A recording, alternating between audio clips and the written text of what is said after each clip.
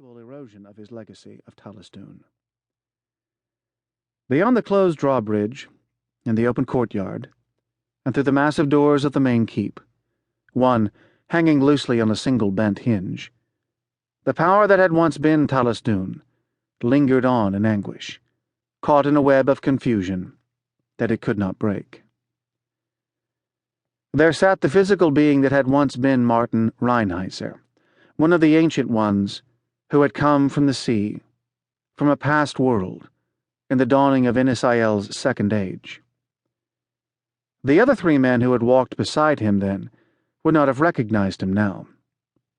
Gaunt and pale, skin stretched beyond its limits over deep-set hollow cheeks, and eye sockets that more closely resembled the empty holes of a skull, Rhiannon seemed something far different from the man he had once been.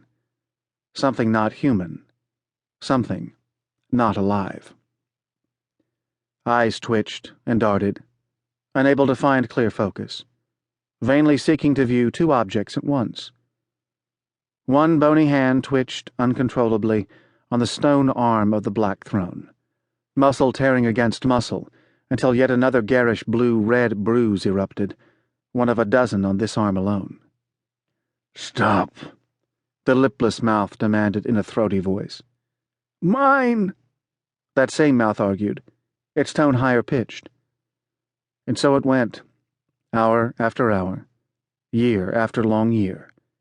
The being that had been Martin Rhiannon fought against itself, every move, every word, a ferocious struggle that pitted muscle against muscle. For two wills now inhabited this single body, two powerful wills that would not relinquish control, not for a moment, to the other. "Mine!" the higher tone argued again, the word stretched into several syllables by the trembling and twisting of the mouth. "I am Martin Rhiannon." A grimace of agony crossed over the face as the other will stole the mouth away. "Get out!" the will of Rhiannon demanded.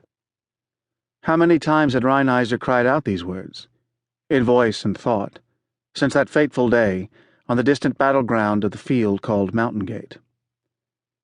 It had all been so promising, with the spirit of Morgan Thalasi joining his own, and the warlock's black gemstone, the mark of power growing through the skin of Rhiannon's forehead. What greatness might these two beings accomplish now that they had been joined? But Thalasi was not interested in exploring the possibilities.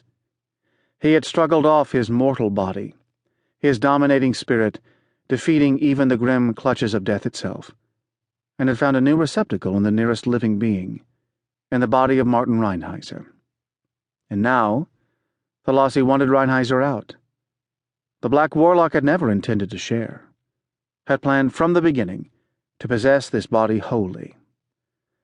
But Thalasi had underestimated the willpower of his host, and the spirit of Rhiannon still stubbornly held on. "You get out," Thalasi countered, his customary growling response as soon as he had wrested control of the mouth. The hand came up from the arm of the stone throne, slapping the face hard. Of course, they did not need the mouth to communicate. They could read each other's thoughts and emotions. They had no choice but to read each other's thoughts and emotions fully. But the mouth had become the central battleground of their struggle, a pointed reminder of disadvantage to the opponent, of he who controlled it.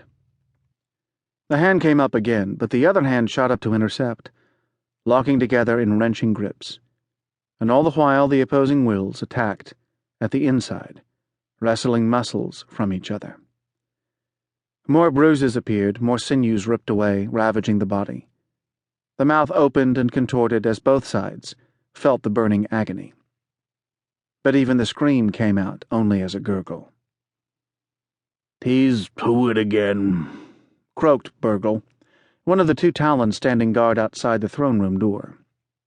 He rubbed a foot against the inside of one leg, scratching the lice that always managed to make a comfortable home of him.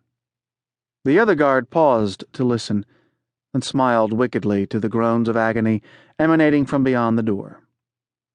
"Always at it," he grunted back in the same guttural tone. "That one's lost his wits."